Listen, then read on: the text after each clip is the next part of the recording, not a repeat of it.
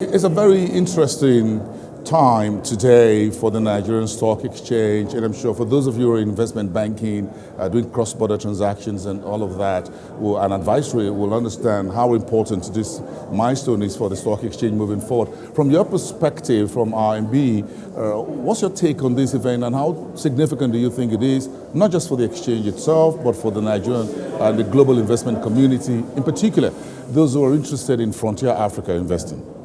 Look, I think it's certainly a great day. It's a great milestone for the capital markets in Nigeria.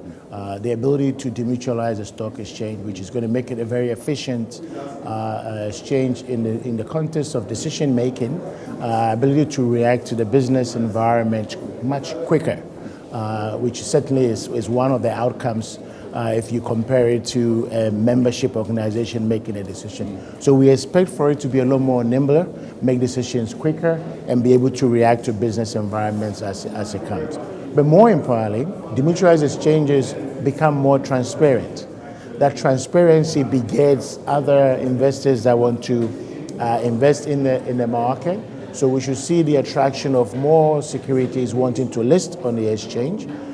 The demutualized exchange eventually, when it's listed, also creates a currency for the exchange itself to invest in technology, to invest in its platform, make it a lot more robust, modernize its rules, which again should serve the basis for more transparency, attract more listing on the exchange. So we're quite excited about it. Obviously, the exchange eventually itself will list on itself. We should add the number of securities listed on the exchange. So I'm quite excited as an advisor alongside Chapel Hill to the exchange on this journey that we've gone through. And it's been quite some time getting it done, but we're excited that we're here.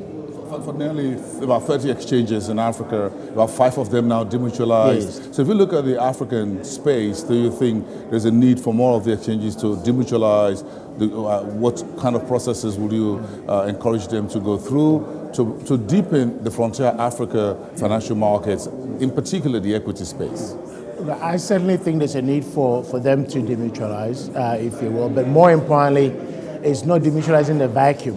What would demutualizing lead to? I really think if we can get a key African markets to harmonize their exchanges, to harmonize their markets, it becomes a much bigger market. We're talking about a total economy of the African continent in a way connected, which makes it more attractive. But I think you need to have a level playing field to serve as the basis for that linkage. So the more exchanges are demutualized, the more they've got currency, you can establish the partnership amongst them. But can you imagine if the Johannesburg Stock Exchange and the Nigeria Stock Exchange and Cairo are interlinked? I mean, we would then have a much broader and deeper market, and the ability for the companies listed on them to also be dual listed on the others. It will certainly provide a much deeper liquidity for investors. And in the equities business, it's liquidity.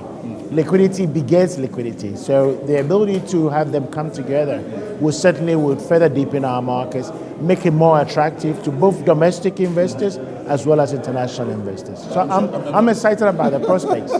I'm sure that's the frontier you're looking at. Absolutely. Exactly. Absolutely. Thank you. We appreciate that. We'll be speaking more with you in the future. Thank you for speaking with us Cheers, here. I appreciate it.